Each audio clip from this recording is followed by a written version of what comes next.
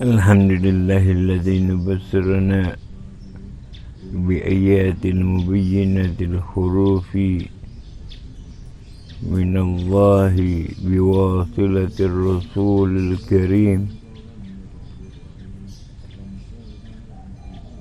hatta tahaddarat ad-dam'i dhullubil hafifi idza sami'at ayatuhu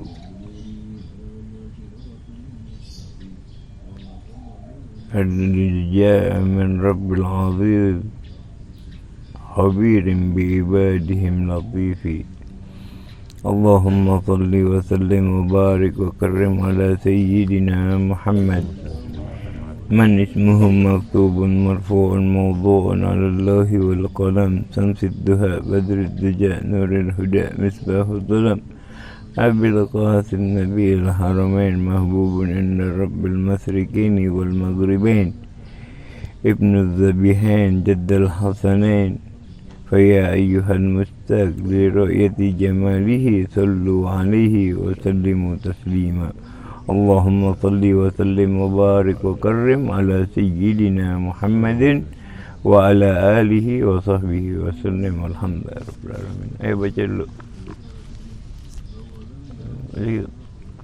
Ahmad bawa kita.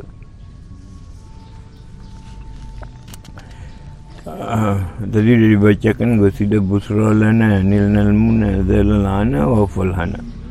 Berita gembira yang sampai kepada kita menghilangkan segala kesulitan kita. Orang bimbang, mereka yang jauh dari Nabi Muhammad SAW.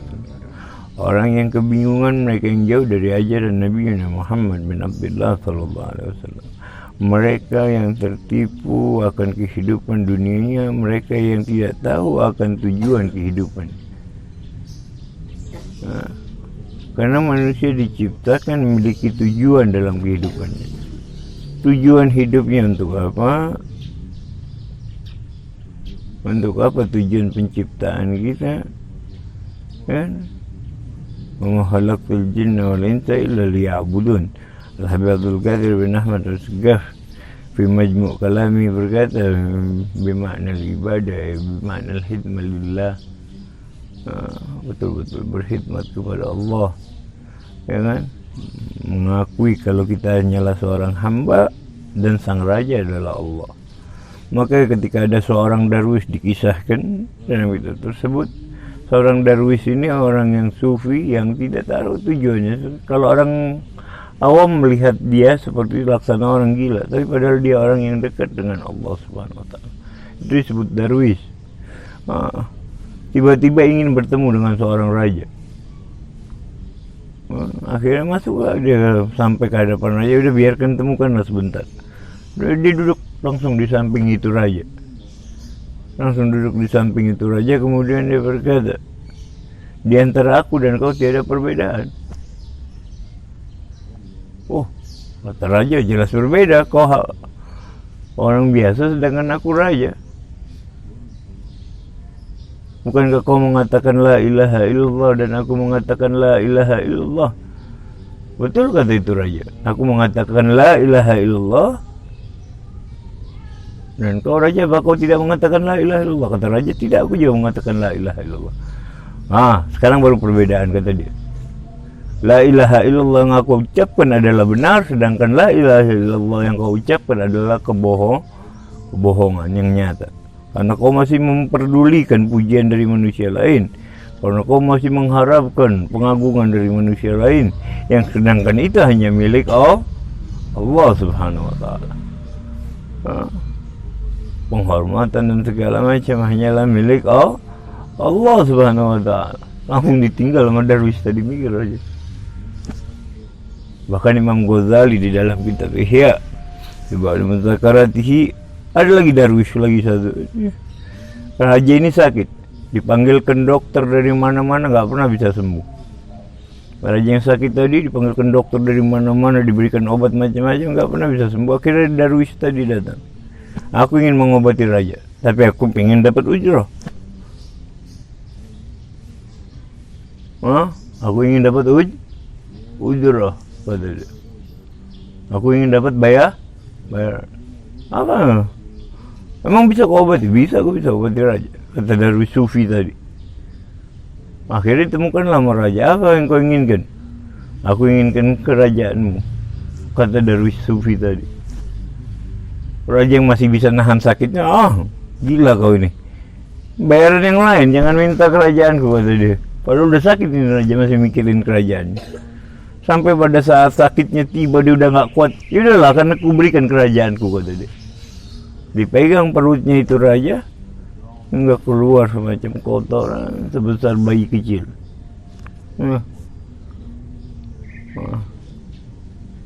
Keluar kotoran, hilang penyakitnya. Gimana keadaanmu sekarang? Sudah baik. Ya udah, aku berikan kerajaan ini padamu. Lah tidak, aku nggak butuhkan kerajaan ini. Kerajaanmu tidak ada sama seperti kotoran yang ada dalam perutmu tadi ini. Tidak ada artinya bagi ada orang sufi. Mereka orang-orang yang betul-betul tahu makna tujuan penciptaan. Tujuan penciptaan Allah sebagai seorang hamba dalam segala apapun keadaan, merasa dirinya sebagai hamba. Tahu hakikat hakiki menghamba. Bahkan Sayyidi Ahmad Zaini Dahlan, Guru Al-Habib Ali bin Muhammad bin Husain Al-Habsyi mengatakan, makna wa ma khalaqtul jinna wal insa illa liya'budun liya'rifu.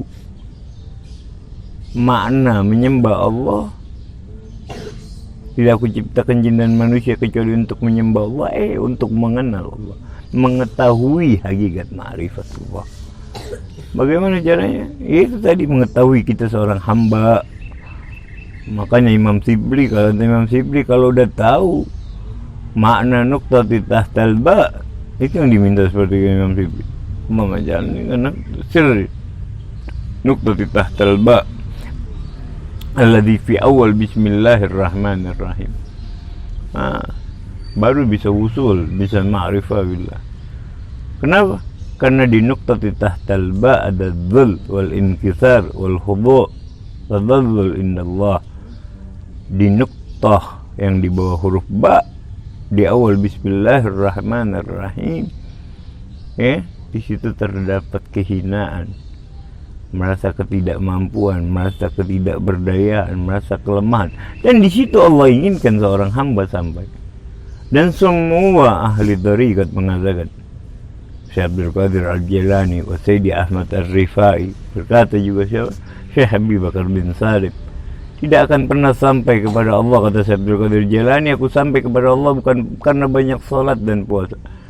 Aku sampai kepada Allah dengan dzul wal inkisar wa salamatus sudur. Aku sampai kepada Allah dengan rasa hina, wal inkisar, hancur itu hancur. Seperti seseorang yang sedang melamar pasangannya dan tidak tahu jawabannya, dalam keadaan bimbang. Itu mana inkisar? Hancur hati, bimbang hati. Dia menyukai seorang wanita dan dia nggak tahu diterima atau tidak. Bisa tidur di malam hari. Orang yang sedang dimabuk cinta terhadap suatu wanita misalnya, ini baru wanita apalagi sama Allah, bisa tidur di malam hari dalam keadaan bimbang. Selalu teringat-ingat dengan apakah akan diterima atau tidak. Itu para kasih Allah. Mereka sampai derajat sedemikian rupa ketika mereka betul-betul akhirnya sampai kepada Allah. Karena Allah berfirman dalam berikutnya, sampailah dengan apa yang aku tidak miliki, kata Allah. Apa yang tidak dimiliki Allah? Kehinaan, ketidakberdayaan, ketidakmampuan. Kalau ingin sampai kepada Allah dengan hal-hal tersebut, jangan lagi takbir, jangan lagi ketika sholat, jangan lagi ketika sholat masih memikirkan hal-hal lain, masih memikirkan diri kita siapa. Taruh predikat diri, nggak ada, kita bukan siapa-siapa. Tadi udah tahu tujuan hidup, jalankan dengan syariat Allah dan sunnatullah dijalankan. Sunnatullah sebagai hamba Allah dijalankan. Syariat Allah dijalankan, mabainal rakaatain, mabainal adhan wa salatil fajr. Itu sebuah fadilah yang luar biasa.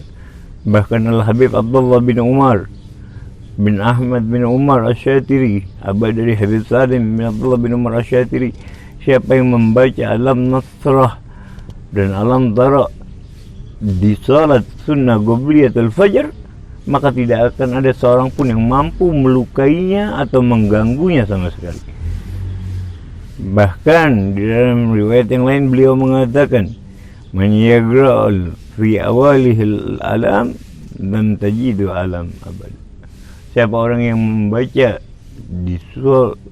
di sunnah qobliyatul fajar, yaitu antara azan dan sebelum sholat subuh. Antara azan dan sebelum sholat subuh, 2 surat yang awalnya alam nasrah laka sadrak, surat al-insyirah, dan alam darah, surat al-fil, maka tidak akan pernah merasakan sakit. Nanti ada orang yang mengganggu. Baca, ada riwayat lain membaca surat yang lain. Baca surat as-sajdah ketika sholat subuh. Dulu orang ditinggalkan baca surat sajdah agar orang tidak mengira itu menjadi sesuatu yang wajib. Sekarang nggak ada yang baca, sehingga orang nggak tahu kalau itu sunnah. Tinggalan ilmu.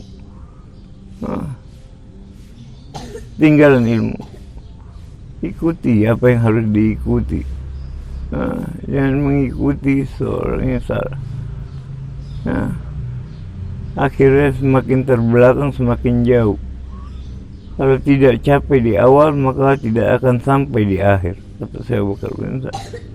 Orang yang tidak pernah bersungguh-sungguh di awal, tidak akan pernah sampai di akhir. Tidak akan merasa senang di akhir. Nggak belajar sungguh-sungguh, nggak akan dapat kenikmatan ilmu. Sudah tua baru capai nanti. Sudah tua, sudah lelah badan, baru mau ibadat, udah nggak mampu lagi. Masih muda, gunakan waktu. Gunakan waktu untuk belajar dengan betul. Gunakan waktu untuk beristihad. Habiskan waktu bainal fajar wa ila tulu'i syams. Ini waktu yang istijabah. Fadilahnya luar biasa. Bahkan di dalam riwayat lain dikatakan, orang yang duduk di tempatnya berzikir kepada Allah, tidak berbicara untuk urusan-urusan selain dan berzikir atau mengkaji ilmu Allah, maka mendapatkan pahala haji dan umur. Siapa yang mampu sekarang? Salat sunnah qoblal fajar khairan minad dunya wa ma fiha, lebih baik daripada dunia dan segala isinya. Alhamdulillah kita kerjakan. Baca doa al-fajr. Hasan bin Abdullah bin Umar Asy'ari selalu menganjurkan, nggak capek-capek Habib bilang, baca doa fajar. Allahumma inni as'aluka rahmatan min indik tahdi biha qalbi wa tajma'u biha samri wa tudmu biha syasi. Dibaca, bukan hanya ditulis. Kalau itu min asbabul futuh. Sebenarnya asbabul futuh mungkin bukan doa yang kita bacakan, bukan sholat witir yang kita kerjakan, karena belum tentu sholat kita diterima atau tidak. Jangan pernah mengandalkan amal. Cuman karena kita mengikuti apa yang diperintahkan guru, apa yang diperintahkan syekh, ya kan? Apa yang diperintahkan mursyid, murabbi, lakukan. Hasan murabbi itu lakukan, ikuti.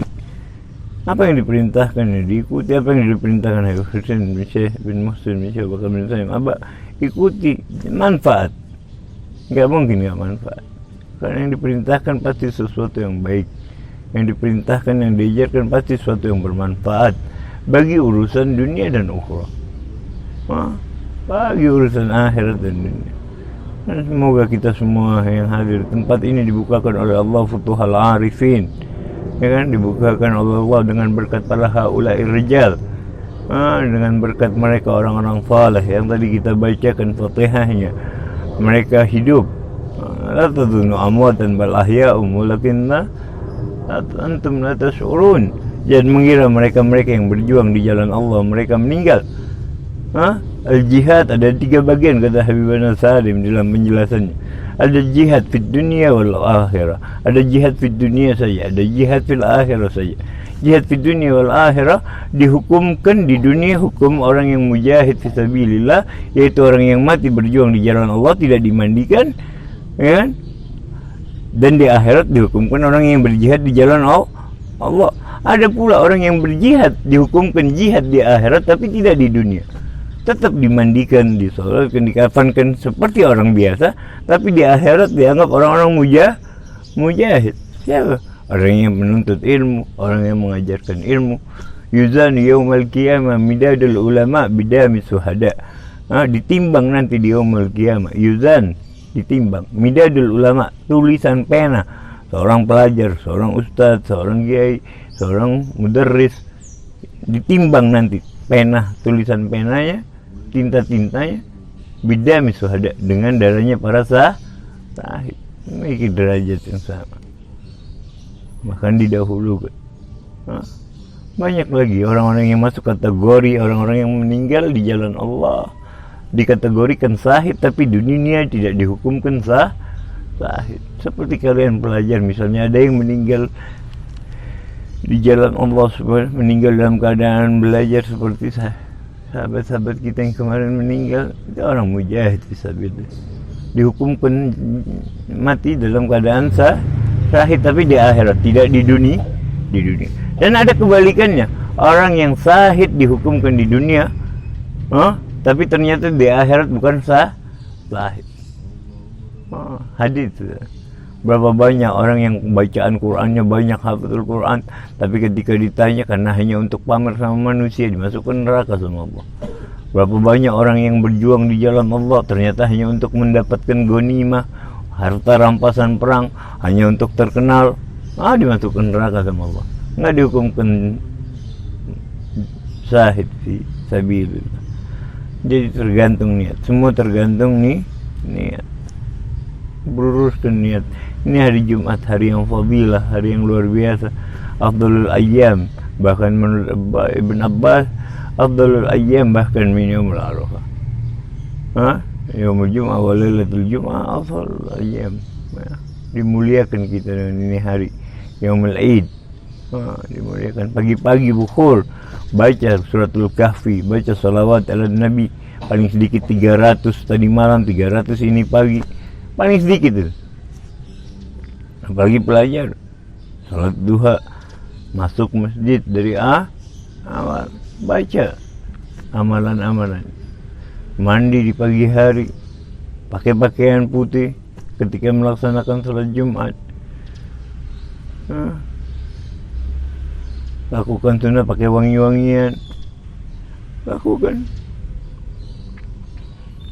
dengarkan khatib khutbah Jumat, merupakan arkan. Jangan nggak dengarkan. Jangan seperti seorang tadi pagi sholat subuh, imam baca apa kita lupa, karena nggak ada hadir di dalam sholat. Lupa imam sholat, apalagi tanyain yang tadi malam sholat isya imamnya baca apa, lupa sih, karena tidak ada kehadiran hati. Sholat mikirkan hal lain, padahal di hadapan Zat yang maha kuasa, yang pemilik alam semesta, yang kalau kita minta pasti dikabulkan. Cuman syaratnya juga kita ketika dipanggil harus menjawab seruannya dan beriman kepada Allah. Itu syarat dua agar diterima doa kita. Ad'uni astajib lakum, minta aku kabulkan. Tapi ketika Allah panggil kita, kita turuti panggilannya, kita ikuti seruannya. Jangan menjadi hamba-hamba Allah yang cuek terhadap seruan Allah SWT. Sering kita dengarkan panggilan-panggilan keimanan, tapi kita tidak gubris. Seruan keimanan terus berlanjut hingga datangnya Imam Mahdi. Seruan keimanan tetap berlanjut hingga datangnya Imam Mahdi. Akan kita dengar terus. Madzal firqa min ummati yuzhiruna lal haq ma yadhurruhum man khalafahum. Tetap akan ada sekelompok kecil umatku yang tetap menunjukkan kebenaran, tidak akan memberikan mudarat mereka yang tidak sejalan dengannya. Mudah-mudahan kita termasuk kelompok kecil tersebut yang dijaga oleh Allah daripada fitnah dunia dan fitnah Masihud Dajjal. Diselamatkan dari Allah dari fitnah ini dunia, diselamatkan keluarga kita, dijaga anak-anak kita, dijaga santri-santri kita dari hal-hal yang menyebabkan murkanya Allah, mendapatkan kebersihan hati sehingga mudah masuknya ilmu Allah, mendapatkan kebersihan hati yang tadinya kotor dibersihkan hati kita, yang tadinya tidak ikhlas diikhlaskan hati kita, sehingga mudah masuk ilmu Allah, sehingga mudah masuk cahaya Allah, sehingga mudah menerima waridat ilahiyah. Ya kan? Ada fi ayyamid dahrikum nafhat ala fata'arradu laha. Di dalam hari-hari kalian sungguhnya Allah menurunkan waridat yang sangat banyak. Ambil itu waridat jemput, waridat dihampiri, bukan hanya dibiarkan menganggur. Apalagi di dalam hari Jumat ada 1 jam yang dimana apabila seorang hamba berdoa, laksana doa tersebut tidak akan pernah tertolak. Ahli hadis bersepakat walaupun banyak beda pendapat, tapi Ibn Abbas menjelaskan dengan sangat detail bahwa 1 jam tersebut adalah bainal asar wal maghrib, antara waktu asar dan maghrib. Makanya kita dulu kalau di Hadramut salat asar hari Jumat di Masjid Ba'alawi. Ahli Tarim salat Jumat salat asarnya di Masjid Ba'alawi. Kemudian berdoa di situ. Dan meyakini, bahkan ahli Tarim meyakini yang pertama keluar dari Masjid Ba'alawi adalah Khidir alaihi salam, beliau bin Mulkan. Mudah-mudahan kita mendapatkan apa yang diberikan orang-orang terdahulu. Mereka hambamu ya Rabb dan kami hambamu ya Rabb. Mereka ibad min ibadat dan kami pun hambamu ya Allah. Hanya kelemahan kami ya Allah di akhir zaman, fitnah yang semakin besar. Ya Allah, bantu kami, tuntun kami, selamatkan kami, jaga keluarga kami, jaga santri kami, jaga anak-anak kami. Ya Allah, jadikan anak-anak yang saleh dan saleha, anak-anak yang kau berkahi, anak-anak yang mendapatkan ilmu laduni darimu karena mendapatkan rahmat sebelumnya darimu. Ya Allah, ya Allah, ya Rabbana, ya Arhamar Rahimin. Dan apa yang kita niatkan semua, semoga Allah mengabulkan di hari yang dimuliakan oleh Allah. Muliakan kami dengan kau kabulkannya doa kami bijahi sayyidil bariyah. Amin ya rabbal alamin.